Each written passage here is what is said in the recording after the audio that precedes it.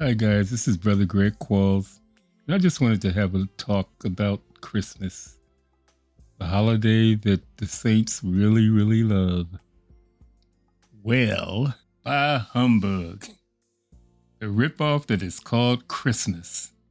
And that's exactly what it is, a ripoff, and an insult to God. An insult to God? Well, yes. God has commanded us to attend His feasts. There are 7 of them. How many did you attend? Is that not an insult?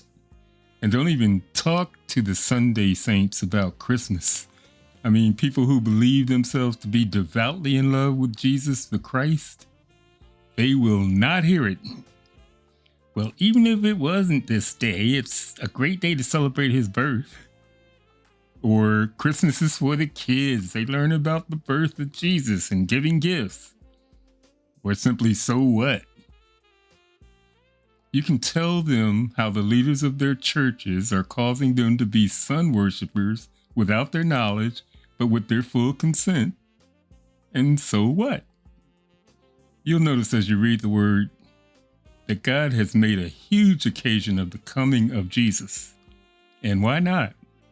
His coming to earth has the power to save us all from death and corruption.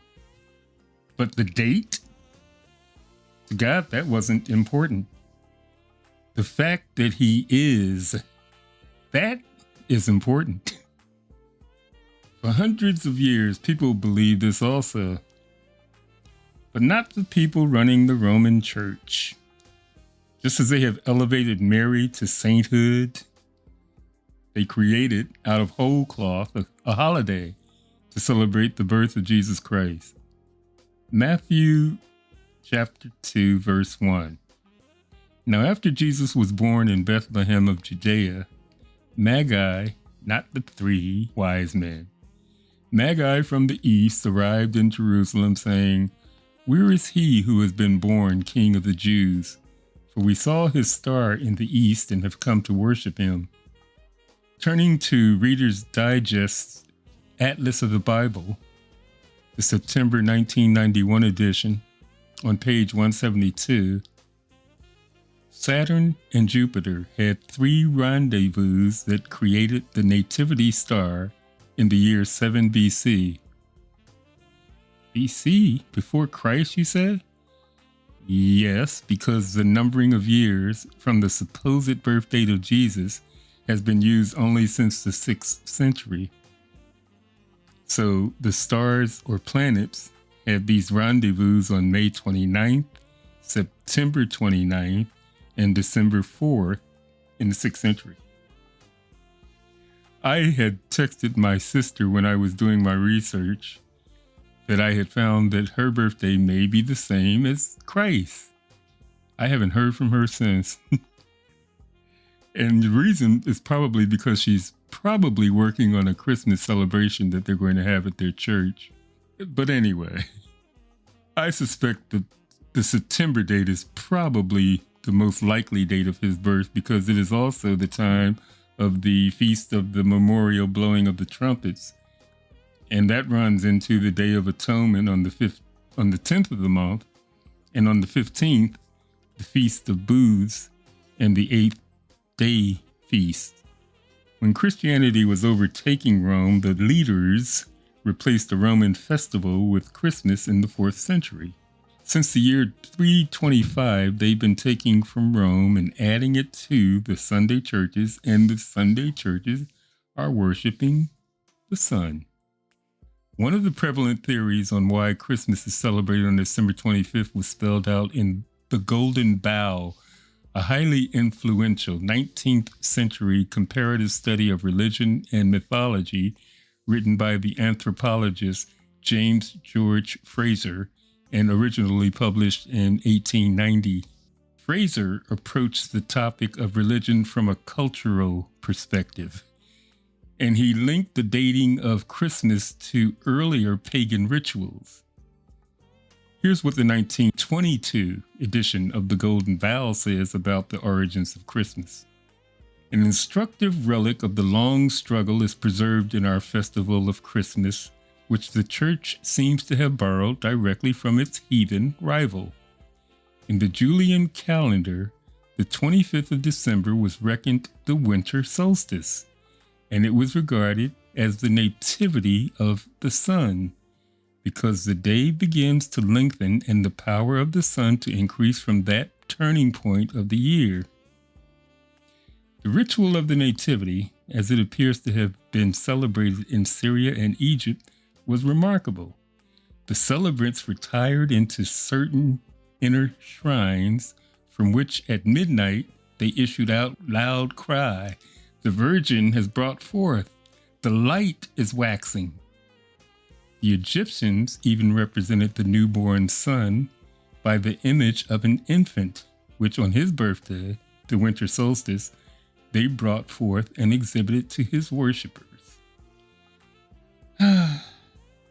At Antioch, this change was not introduced till about the year 375.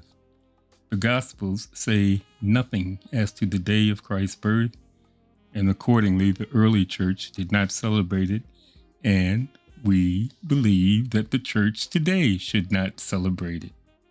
And what about Santa Claus? Jolly old St. Nick. Well, according to the St. Nicholas Center, the character known today as Santa originated with a man named Nicholas, said to have been born in the 3rd century AD in the village of Patara, then Greek and now Turkish.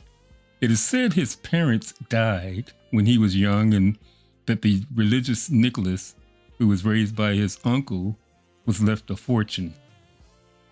Ordained as a priest, he used his money to help others and become a protector of children, performing miracles to help them. He was buried in 343 AD in a church where a substance with healing powers called manna formed in his grave. The day of his death, December 6th, became a day of celebration. In January 1809, Washington Irving published the satirical fiction Knickerbocker's History of New York, with numerous references to a jolly St. Nicholas character. This was not the saintly bishop that we just talked about, but this Dutch burgher with a clay pipe. And these delightful flights of imagination are the source of the New Amsterdam St. Nicholas legends. That the first Dutch immigrant ship had a figurehead of St. Nicholas, that St. Nicholas Day was observed in the colony, that the first church was dedicated to him, and that St. Nicholas comes down chimneys to bring gifts. Irving's work was regarded as the first notable work of imagination in the New World. A made-up day, and imagination is real to a lot of Christians.